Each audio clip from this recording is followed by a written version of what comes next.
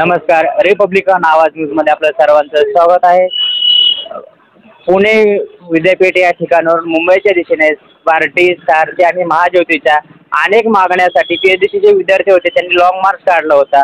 तर त्यांना long march काढल्यामुळे त्यांच्या मागण्या काय होत्या आणि त्यांना कुठल्या अडचणींना सामना करून मुंबईला जावं लागलं आणि वाशीमध्ये जे विद्यार्थ्यांना अडवण्यात आलं होतं त्या आपण त्यांच्याकडनं जाणून घेऊ की एकंदरीत सर्व काय प्रकार घडला होता, मागण्या काय होत्या, कशासाठी आपण निघालो होतो. प्रामुख्याने आमची फेलोशिपची मागणी होती आहे आणि त्यामध्ये सारथी, पार्टी आणि महाज्योती या तिन्ही संस्थांचे विद्यार्थी त्यांच्या गेले 2.5 वर्षापासून त्यांना फेलोशिप मिळावी म्हणून संघर्ष करत आहेत. पण आजपर्यंत सरकारनं कुठला निर्णय घेतलेला नव्हता. आमची सुरुवातीला कोलेवाडा ते मुंबईचे विधान भवन 24 तारखेला लाँग मार्च सुरू होता. त्यामध्ये कोलेवाडा ते पुणे विद्यापीठ या ठिकाणी लाँग मार्च 24 तारखेला आला. त्यामध्ये माननीय गिरीश महाजनांनी मध्यस्थी केली आणि दुसऱ्याच दिवशी लगे आमची मुख्यमंत्री महोदयांसोबत मिटिंग लावली. परंतु त्यांनी सांगितलं त्यामध्ये 12-13 दिवस गेले. परत नंतर आम्ही 12 तारखेपासून लाँग मार्च पुणे विद्यापीठातून स्टार्ट केला आणि तो वाशीच्या टोल नाक्यापर्यंत मानखुर्दपर्यंत गेला आणि तिथं जाऊन तो पोलिसांनी आम्हाला विद्यार्थ्यांना डिटेन केलं आणि आझाद मैदानाने सोडलं. पण या मधल्या काळामध्ये अनेक सामाजिक संस्था, अनेक सामाजिक संघटना आणि सारथी, पार्टी, महाज्योतीचे विद्यार्थी पायी चालत गेले, आजारी पडले, अनेक अडचणींना सामोरं जात हा पायी लाँग मार्च मुंबईच्या दिशेने गेला. परंतु त्यामध्ये कुठल्याही प्रकारची विद्यार्थ्यांची दखल पोलीस प्रशासनाने घेतलेली नाही आणि या सरकारने घेतलेली नाही. यामध्ये विद्यार्थ्यांना आर्थिक, शारीरिक आणि मानसिक त्या त्रासाला सामोरं जावं लागलेलं आहे. परंतु विद्यार्थ्यांनी तो लाँग मार्च 12 ते 19 यशस्वीपणे पूर्ण केलेला आहे. हे सरकारकडे एकच मागणी आहे की येत्या काळामध्ये आमची जी मागणी आहे तर शासनानं समान धोरण नावाची एक गोष्ट आणलेली आहे आणि त्यामध्ये 50% फेलोशिप देण्याचे धोरण त्यांनी आत्ताच सांगितलेलं आहे. तर ते आम्हाला मान्य नाही. आमचं एकच मत आहे की नोंदणी दिनांकापासून आणि तेही सरसकट तिन्ही संस्थातल्या विद्यार्थ्यांना फेलोशिप मिळावी आणि लवकरात लवकर शासन मान्य करेल अशी आम्ही अपेक्षा व्यक्त करतो. आपण बघितलं असेल लाँग मार्चमध्ये आपल्याला पिंपरी चिंचवड शहराच्या संत सैनिक दलाच्या वतीनं ॲम्ब्युलन्सची व्यवस्था करण्यात आली होती. त्या ॲम्ब्युलन्स आपल्याला कुठपर्यंत होती आणि त्यांनी कशा प्रकारे आपली ती ॲम्ब्युलन्स पुण्यापासून आमच्यासोबत होती. त्या ॲम्ब्युलन्समध्ये विविध फर्स्ट एडचे बॉक्स असतील, गोळ्या असतील ह्या होत्या आणि विद्यार्थ्यांचं जे काही साहित्य होतं ते साहित्य त्यामध्ये ठेवण्यात आलं होतं आणि विद्यार्थी पायी चालत होते. ते ॲम्ब्युलन्स असल्यामुळं समता सैनिक दलानं एक सामाजिक बाण जपलं, एक सामाजिक ऋण जपलं आणि महाराष्ट्रातल्या तिन्ही संस्थांच्या विद्यार्थ्यांना सामाजिक बांधिलकी जपत त्यांची ॲम्ब्युलन्स दिली. 8 दिवसासाठी ॲम्ब्युलन्स दिली आणि त्यांचं विशेष करून कौतुक करण्यात इथं आम्ही कौतुक करतो की सरकारनं जरी आमच्याकडे लक्ष नसेल तर समाजातल्या होतकरू आणि सामाजिक भान असणाऱ्या लोकांची साथ आम्हाला मिळाली आणि त्यामुळे आम्ही लाँग मार्च यशस्वी करू शकलो. त्याबद्दल त्यांचे धन्यवाद, इथं आभार व्यक्त करतो. आणि आपण जात असताना सामाजिक संघटना व समाजाच्या वतीनं आपल्याला कशा प्रकारे मदत मिळाली. सर्वप्रथम जय भीम, जय शिवराय, जय संविधान, जय ज्योती, जय क्रांती.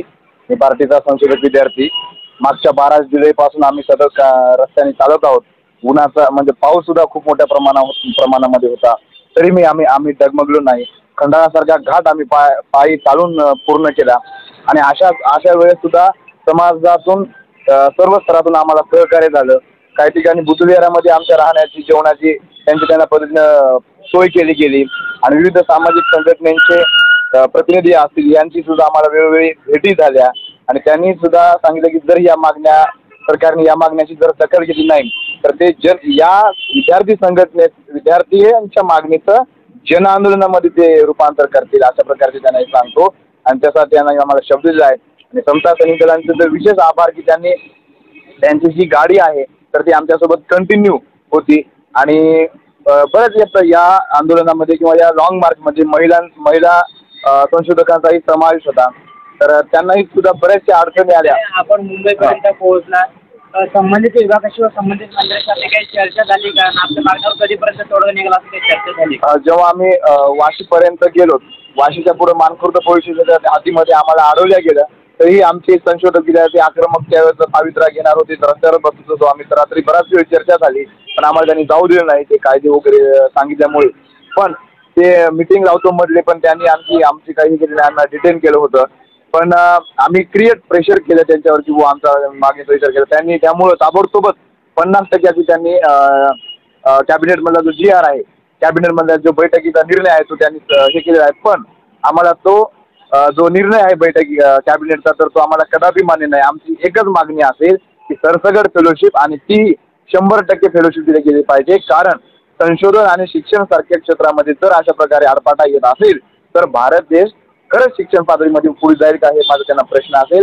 आणि या जर गोष्टी मागण्या मान्य नाही झाल्या तर निश्चितच याचा जनआंदोलनामध्ये सहभाग होईल आणि बाकी ज्या काही गोष्टी असतील ते तर पुढे मग तुम्हाला मीडियाच्या मार्फत समजूनच जातील. किरण भद्रे, भारतीय संस्था 2022चा संशोधक विद्यार्थी.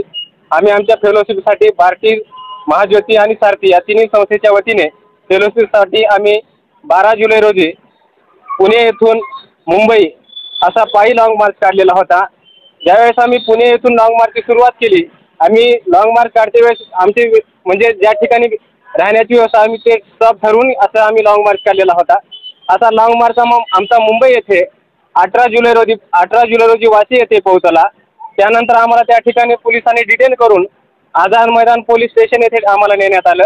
आमच्या ज्या मागण्या होत्या आता तुम्ही पुण्यावरून निघाल्यानंतर मुंबईपर्यंत जाण्यापर्यंत आपल्या जेवणाची राहण्याची व्यवस्था कशा पद्धतीने करण्यात आली होती?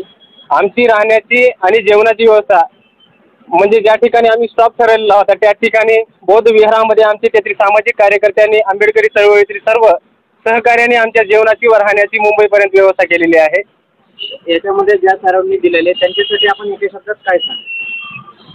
ज्यांनी आम्हाला सहकार्य केलं त्यांचं मी भारती, सारथी आणि महाज्योतीच्या वतीने त्यांचे आभार मानू इच्छितो.